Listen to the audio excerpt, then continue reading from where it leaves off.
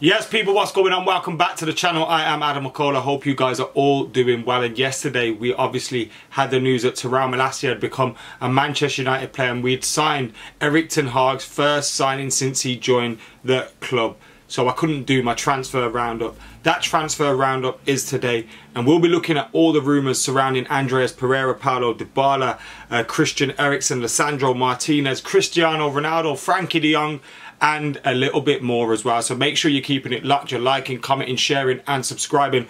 But of course, we are discussing that news that Paulo Dybala has been linked with Manchester United, and United are in talks with his agents about a possible free transfer. So we'll get stuck in to all of that here in this channel.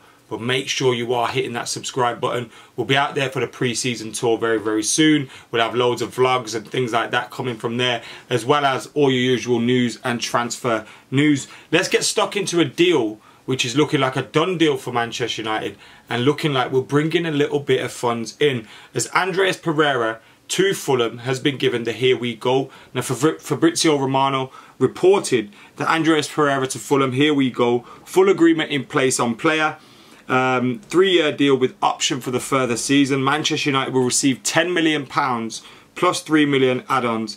Deal was already agreed between the clubs last week. So Manchester United agreeing a deal with Fulham last week. The player accepting a contract offer from Fulham, and United set to receive 10 million plus 3 million in add-ons. And when you look at the fee for Tyrell Malacia costing around 50 million euros plus 2 million euros in add-ons, so you're going to say about 13-14 million pounds. When you look at that, you go, we're basically breaking even there, aren't we?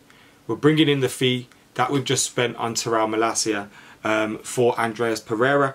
When you add Christian Eriksen to that, who's looking like he's potentially going to join the club, a free signing there. Obviously we'll have to pay signing on fees and wages and things like that, but United could be bringing in Tyrell Malacia and Christian Eriksen for a grand total of nothing, especially when you look at the wages that we've lost off the wage bill this summer, with the likes of Lingard, Mata, Paul Pogba, Nemanja Matic, etc. leaving.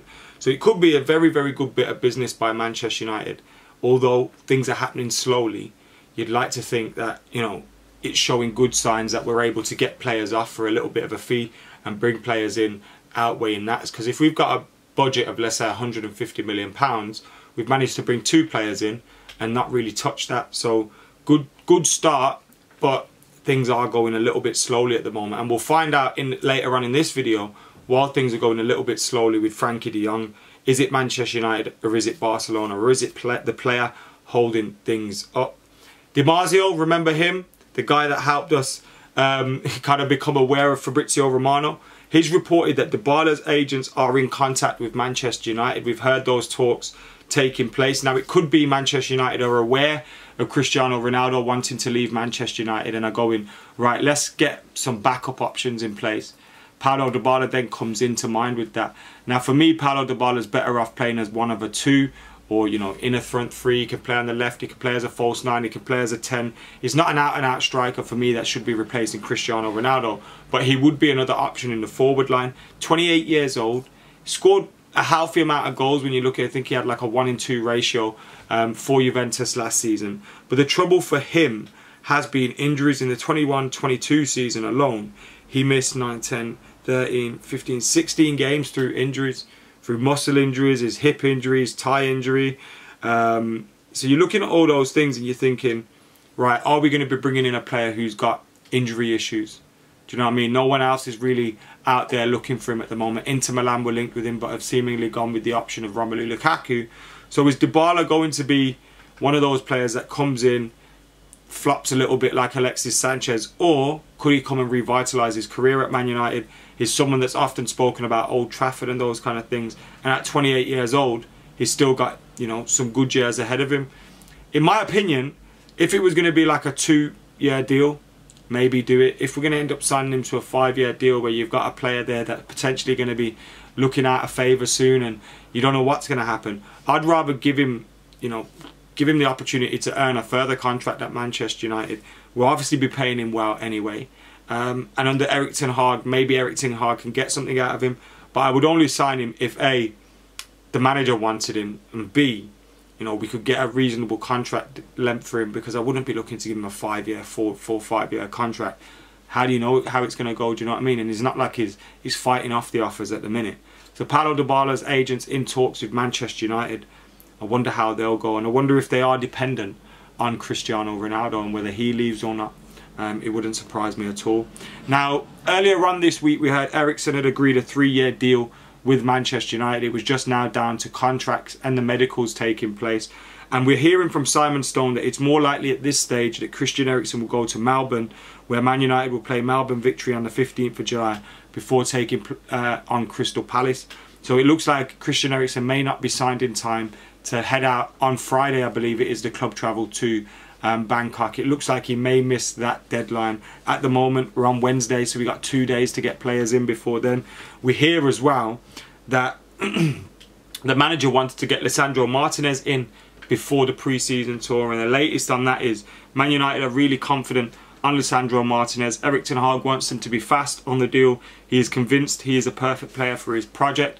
We also hear from Holland that Lisandro Martinez is kind of pushing with Ajax for them to accept an offer for him. It's believed United and Arsenal have offered a deal worth around a total 40 million euros, but Ajax want 50 million euros. Manchester United trying to hold out for a deal. Maybe we're going to wait before the Frenkie de Jong one's done before we do this one. Or maybe we're allowing the Frenkie de Jong one to sort itself out in the background while we do all these little bits of business. If you could get Lisandro Martinez in, Christian Eriksen, Terrell Malacia in through the door before you take on, you know, who was it in the first game? Liverpool in the first game on the pre-season tour. I think that would be absolutely fantastic, and it would give us, you know, a chance to integrate these players in with Erik ten Hag during the pre-season. But Lisandro Martinez, another one that could possibly be coming to Manchester United, but nothing concrete as of yet. Frenkie de Jong's looking like, outside of Christian Eriksen, is the closest one to happen.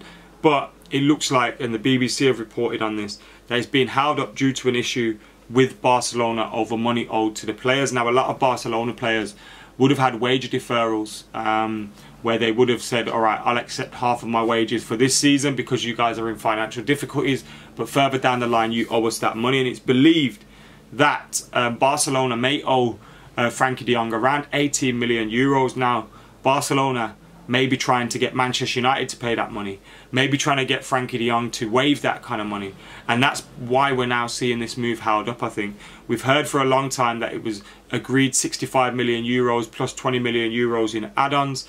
Now we're hearing Laporta come out and say things like they don't even want to sell Frenkie de Jong.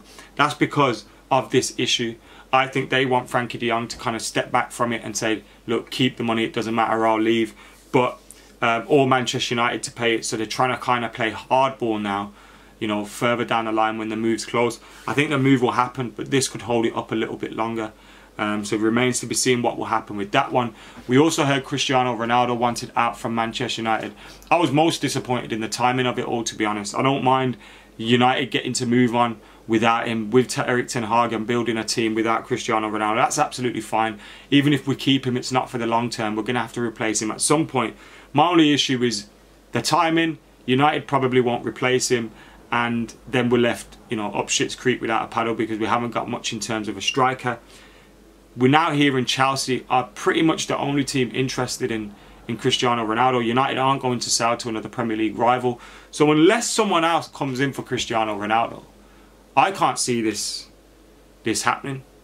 Unless we see another club come in for him, because United hold kind of all the cards in terms of whether he can join another Premier League team or not, and I doubt United will want that to happen. Cristiano Ronaldo apparently wanting Champions League football, I understand that. You also hear there's probably issues over the fact he's had to take a wage cut because there's no Champions League football, which I think will play a part in it too.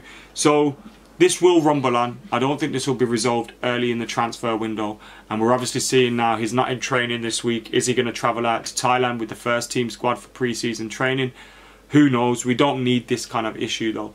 And hopefully the only person's opinion who matters on this is Erik ten Hag, and he can say, look, just get rid of him, or look, I want to keep him, and he makes a decision on this one, because we need no distractions going into this season, and in this pre-season is a huge one for Manchester United. So there we have it, the transfer roundup. Malacia done, Eriksen close, Frenkie de Jong being held up by this issue over wages owed and all those kind of things. Lisandro Martinez discussions continue, as the talks with Paulo Dybala's agent, and we hear Cristiano Ronaldo wants to get out of Manchester United. That's the latest transfer news. Of course, when anything breaks or we have any updates, I will cover them here on the channel. But thank you for tuning in. Make sure you're keeping it locked. Like, comment, share and subscribe.